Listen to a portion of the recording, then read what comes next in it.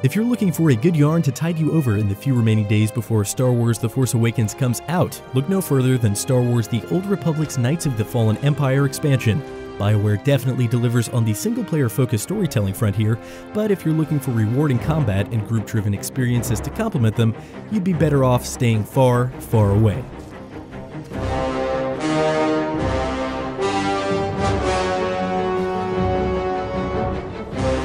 The latest story takes place both years and light years away from the story we've known from the Old Republic so far, as it centers on the Empire of Zakul, where the former Sith Emperor has been moonlighting as a nicer Emperor.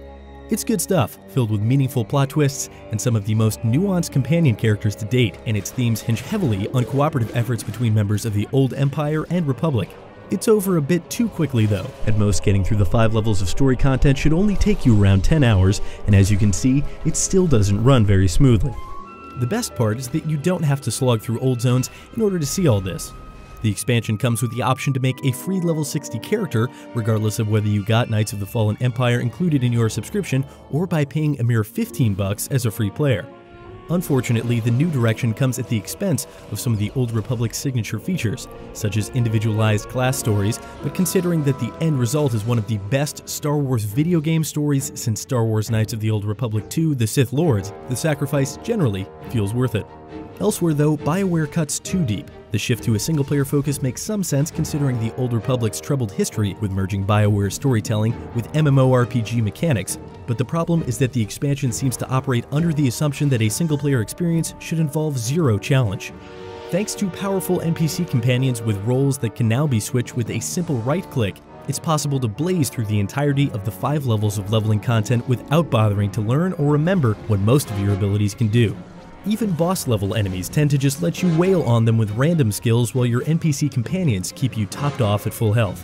It's hard to believe that anyone really finds this kind of combat enjoyable, particularly since the Old Republic quickly falls into the same instance design as it's always had, battling clumped packs of enemies in linear corridors who patiently wait around for their butts to be kicked.